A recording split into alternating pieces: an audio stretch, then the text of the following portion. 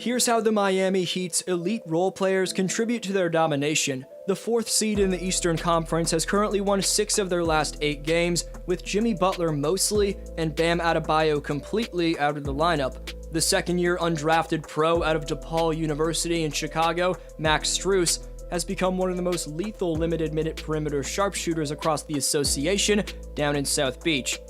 Along with the addition of a reigning champion and top defender P.J Tucker, locking down teams with his versatility, yet another undrafted player in Omer Yurtseven stepping up without Bam Bam, plus the overlooked signing of Caleb Martin to a 2-way contract, Pat Riley and Miami's front office have added some serious depth. With Butler day-to-day with an ankle injury and Adebayo expected to return near the end of January, stay tuned to see why an all-star caliber Kyle Lowry and a cast of top-notch glue guys have won 7 of 10 completely short-handed. Before continuing, only 10.4% of you watching right now are subscribed, so if you haven't already, please subscribe. Also leave a thumbs up, it takes a few seconds and makes a massive difference. You can follow me on Instagram and Twitter at dflowhoops, and I'll follow you back. Links in the description for those 2 platforms. Since the beginning of last year's off-season, while this vid you're watching is only the 5th time I've posted on Miami in particular, based off the quality of wins they've been racking up, you could start to see a lot more Heat videos being uploaded on this channel.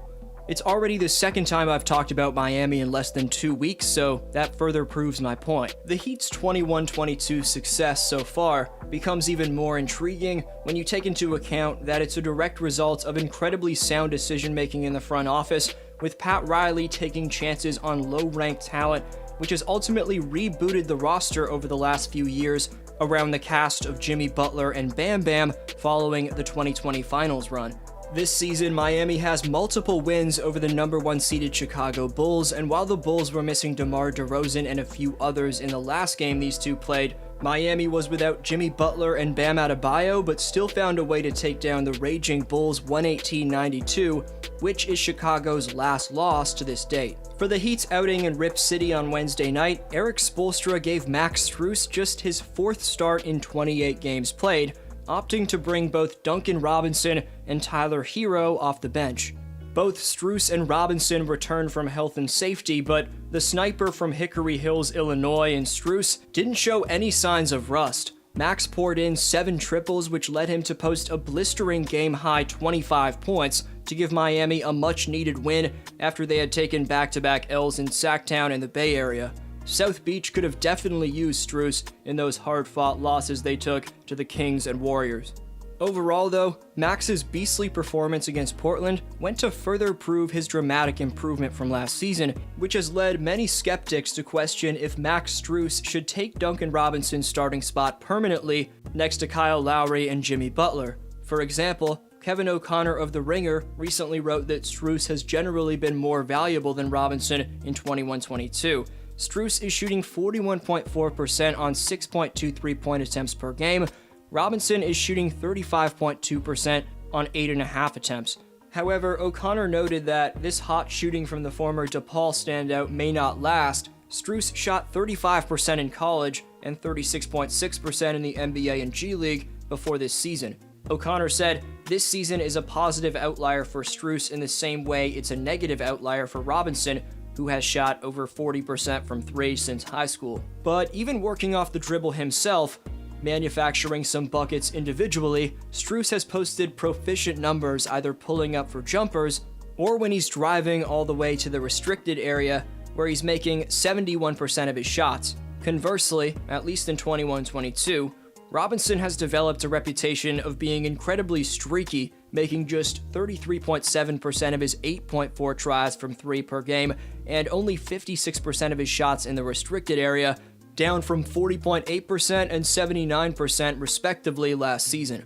Strus hit the go-ahead 3 last Thursday against Detroit, some timely shots in Rip City, and all season, quite simply, he's been much more valuable than Robinson for the Heat this year. Regardless of who's ultimately better, there's some incredible internal competition between these two wing players.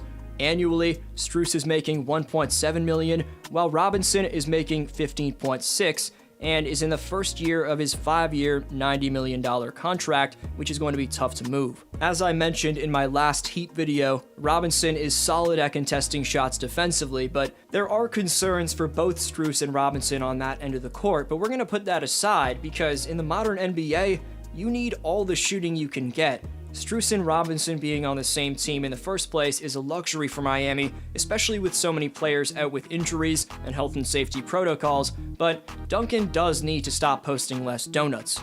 Meanwhile, Max Strus must continue to display to Erik Spoelstra that his current flame-throwing pace isn't a fluke. As I mentioned, Miami is ravaged with injuries right now, so Strus is going to have plenty of more opportunities to prove what kind of sharpshooter he really is.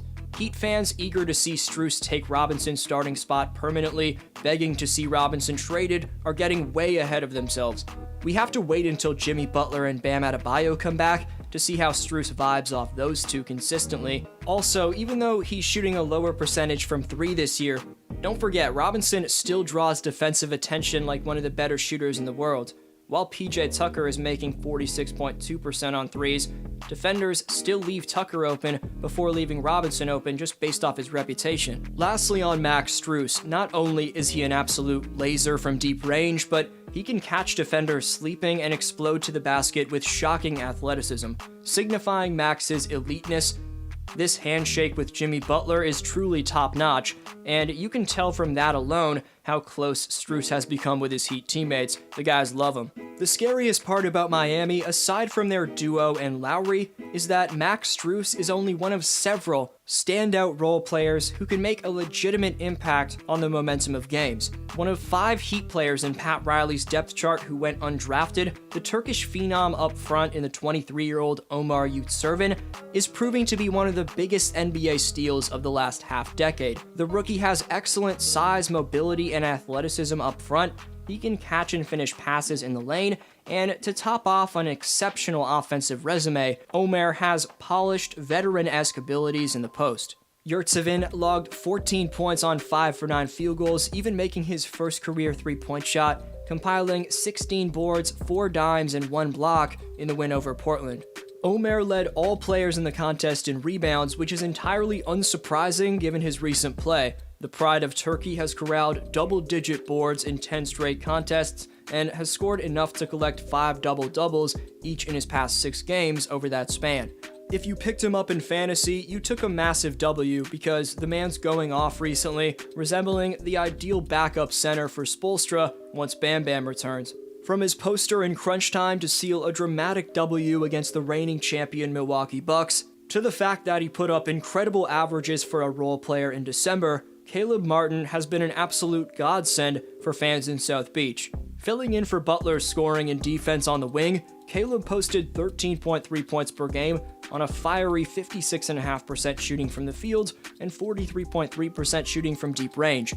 Considering Martin didn't get picked up until the end of free agency and it was only a 2-way contract, man's a severely undervalued NBA talent on the wing. Speaking of undervalued wing talent, as you're seeing on your screen at the moment, Miami's $15 million man P.J. Tucker has some of the NBA's best one-on-one clamps defensively. The reigning champ earned that ring by helping Big Bobby Portis to reverse the identity of the Milwaukee Bucks from a team thought of as one that could get pushed around in the playoffs to the toughest ball club in the association.